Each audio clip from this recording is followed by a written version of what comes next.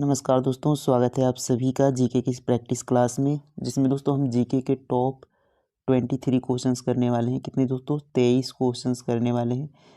ये ऐसे क्वेश्चंस होंगे दोस्तों जो पिछले कई एग्ज़ाम में पूछे गए हैं और आने वाले हमारे सभी एग्ज़ाम के लिए बहुत ही महत्वपूर्ण होने वाले हैं। तो आप किसी भी एग्ज़ाम की तैयारी कर रहे हो दोस्तों, सभी के लिए बहुत ही महत्वपूर्ण होगा। और लास्ट में आप अपना स्कोर ज़रूर शेयर करेंगे कि 23 में से कितने क्वेश्चंस आपके सही हुए, कमेंट में आप ज़रूर लिखेंगे। चलिए देखते हैं पहले क्वेश्चन से। तो आज का क्वेश्चन है दोस्तों कि संविधान के किस भाग में ग्राम पंचायतों की स्थापना की बात कही गई है? बताएंगे संविधान के किस भाग में ग्राम पंचायतों की स्थापना की बात कही गई है? तो आप सभी को पता होना चाहिए दोस्तों, संविधान के भाग 4 में ग्राम पंचायतों की स्थापना की बात कही है। और यह कौन सा अनुच्छेद है ग्राम पंचायत का? तो याद रखेंगे अनुच्छेद 40 है ग्राम पंचायत का अनुच्छेद, जिसमें उसकी स्थापना की बात कही गई है भाग 4 में। और भाग 4 किससे संबंधित है? तो नीति निर्देशक तत्व, नीति निर्देशक तत्व में आता है, जो कि किसमें है दोस्तों? 36 से 51। नीति निर्देशक तत्व किस अनुच्छेद में है? कितने? तो 36 से लेकर 51 तक क्या है? नीति निर्देशक तत्व है। और जिसमें अनुच्छेद 40 में आपका आता है ग्राम पंचायत की स्थापना को कौन सा भाग है? भाग 4 है। भाग 3 कौन सा है दोस्तों? भाग 3 है मौलिक अधिकार का। मौलिक अधिकार किसमें है? भाग 3 में। भाग 2 आपका नागरिकता से संबंधित है। तो इसको भी आप यहाँ पर याद रखेंगे। अगला प्रश्न देखें। देखिए अगला प्रश्न दोस्तों कि योजना आयोग का अध्यक्ष होता है। बताएंगे योजना आयोग का अध्यक्ष कौन होता है? तो योजना आयोग, जिसे 2014 में दोस्तों चेंज कर दिया गया और क्या कर दिया गया? नीति आयोग कर दिया गया। योजना आयोग को नीति आयोग कर दिया गया है। और इसके अध्यक्ष कौन होते हैं? बताएंगे। तो इसके अध्यक्ष प्रधानमंत्री होते हैं। तो ऑप्शन ए इसका करेक्ट आंसर हो जाएगा, प्रधानमंत्री। तो ए वाला यहाँ पर करेक्ट आंसर हो जाएगा। अगला प्रश्न देखें। देखिए बताएंगे अगला प्रश्न, भारत के प्रथम सिख प्रधानमंत्री कौन है? भारत के प्रथम सिख प्रधानमंत्री कौन है? तो याद रखेंगे डॉक्टर मनमोहन सिंह भारत के प्रथम और एकमात्र सिख प्रधानमंत्री हैं। तो बी वाला करेक्ट आंसर हो जाएगा, doctor Manmohan Singh. Next question देखें। अगला प्रश्न बताएंगे, आगरा किस नदी के किनारे बसा है? बताएंगे दोस्तों, आगरा किस नदी के किनारे बसा है? तो याद रखेंगे आगरा यमुना नदी के किनारे बसा है। और यमुना नदी के किनारे ही दिल्ली है। याद रखेंगे, पूछा जाए दिल्ली किस नदी के किनारे बसा है? तो दिल्ली यमुना नदी के किनारे है। आगरा भी यमुना नदी के किनारे है। गंगा के किनारे कानपुर, याद रखेंगे कानपुर। वाराणसी, कानपुर वाराणसी किस नदी के किनारे? ये गंगा नदी के किनारे है, याद रखेंगे। और एक महत्वपूर्ण क्वेश्चन दोस्तों, लखनऊ पूछा जाता है। लखनऊ किस नदी के किनारे है? तो याद रखेंगे लखनऊ गोमती नदी के किनारे है। किस नदी के किनारे? गोमती नदी के किनारे लखनऊ बसा है। इन सभी को आपको ध्यान रखना है। अगला प्रश्न देखें। उज्जैन के प्राचीन काल का नाम क्या है? यानी उज्जैन का जो प्राचीन नाम था क्या है? बताएंगे। उज्जैन को प्राचीन में किस नाम से जाना जाता था? तो याद रखेंगे अवंतिका नाम था। बी वाला करेक्ट आंसर होगा, उज्जैन का प्राचीन नाम अवंतिका। अगला प्रश्न देखें। देखिए नेक्स्ट क्वेश्चन है, वेदों की ओर लौटो का नारा किसने दिया था? बताएंगे वेदों की ओर लौटो ये नारा किसने दिया था? तो दयानंद सरस्वती जी द्वारा यह नारा दिया गया था, वेदों की ओर लौटो। तो बी वाला यहाँ पर क्या हो जाएगा? करेक्ट आंसर हो जाएगा। बी वाला क्या हो जाएगा दोस्तों? करेक्ट आंसर हो जाएगा दयानंद सरस्वती। दयानंद सरस्वती ने किस समाज की स्थापना की थी? तो याद रखेंगे आर्य समाज की स्थापना उन्होंने की थी। देखिए महावीर की माता का नाम बताएंगे। महावीर की माता कौन थी? उनका नाम क्या था?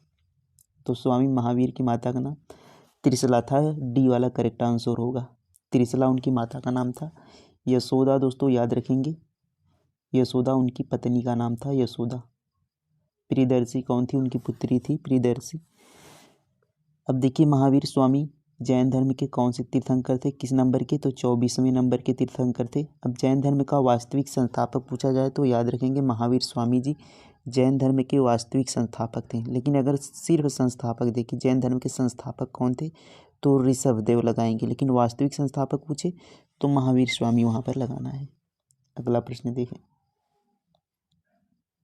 बताएंगे मानव रुधिर का पीएच मान कितना होता है।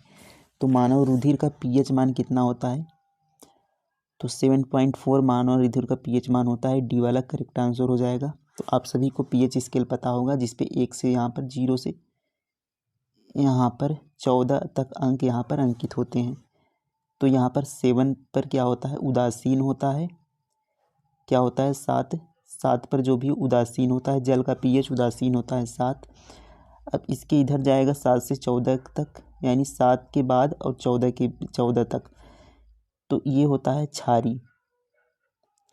और 7 से पहले ये होता है अम्लीय, याद रखेंगे अम्लीय होता है।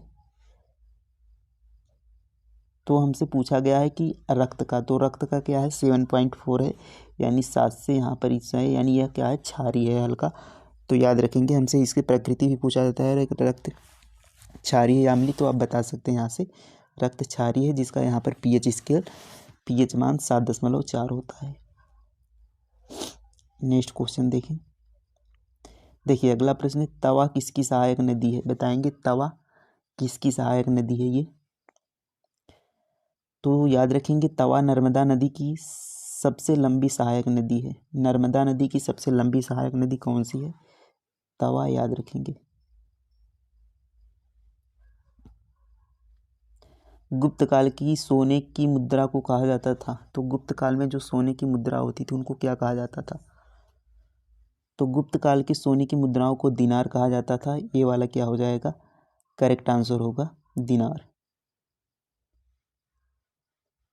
देखिए अगला प्रश्न है, 1857 में किसने इलाहाबाद को आपातकालीन मुख्यालय बनाया। 1857 में इलाहाबाद को आपातकालीन मुख्यालय किसने बनाया था, तो यह बनाया था कैनिंग ने। सी वाला करेक्ट आंसर होगा कैनिंग। तो कैनिंग यह भारत का पहला वायसराय था। भारत का प्रथम वायसराय कौन था, याद रखेंगे भारत का प्रथम वायसराय कैनिंग था, और इसने ही इलाहाबाद को आपातकालीन मुख्यालय बनाया था, याद रखेंगे इसे भी। देखिए अगला प्रश्न है, किसके शासनकाल में सर्वाधिक मंगोल आक्रमण हुए। बताएंगे किसके शासनकाल में सर्वाधिक मंगोल आक्रमण हुए थे। तो याद रखेंगे दोस्तों अलाउद्दीन खिलजी के शासनकाल में हुआ था, यानी डी वाला क्या हो जाएगा, करेक्ट आंसर हो जाएगा अलाउद्दीन खिलजी। शिवाजी महाराज का राज्याभिषेक कहाँ हुआ था। बताएंगे शिवाजी महाराज का राज्याभिषेक कहाँ हुआ था। तो शिवाजी महाराज का राज्याभिषेक कहाँ पर हुआ था, रायगढ़ में। सी वाला करेक्ट आंसर होगा रायगढ़। अगला प्रश्न देखें, देखिए बताएंगे निम्न में से किसे हिंदुस्तान का तोता कहा जाता है। हिंदुस्तान का तोता किसे कहा जाता है, तो आप सभी को पता होगा अमीर खुसरो को हिंदुस्तान का तोता कहा जाता है। बी वाला क्या हो जाएगा, करेक्ट आंसर हो जाएगा अमीर खुसरो को। सरहुल पर्व का संबंध किस राज्य से है। सरहुल पर्व का संबंध किस राज्य से, बताएंगे। तो यह झारखंड में मनाया जाता है, वहाँ का आदिवासियों द्वारा, और यह नए वर्ष का पर्व होता है। नए वर्ष के लिए यह पर्व मनाया जाता है।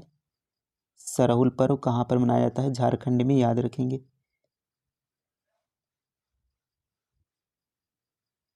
केरल की राजकीय भाषा कौन सी है, बताएंगे।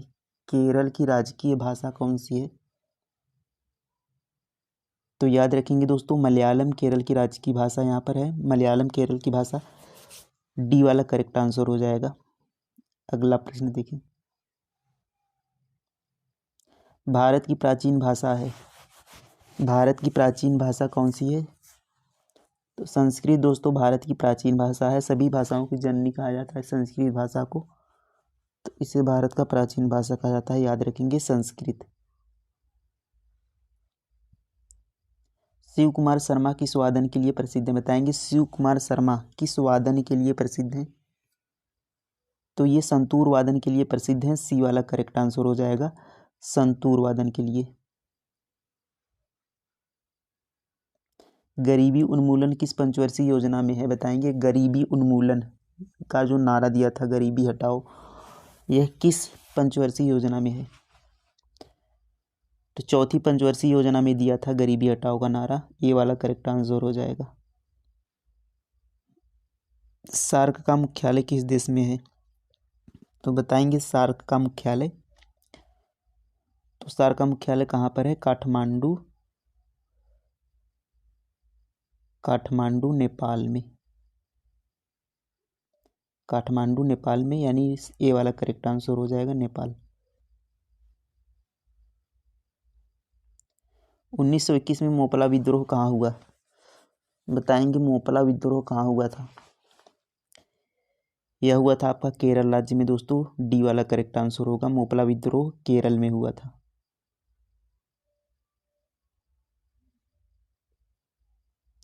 अकबर का संरक्षक कौन था? अकबर का संरक्षक कौन था? किसने अकबर की सेवा की थी? बताएंगे। तो वह था बैरम खां, सी वाला करेक्ट आंसर होगा। अकबर का संरक्षक कौन था? बैरम खां।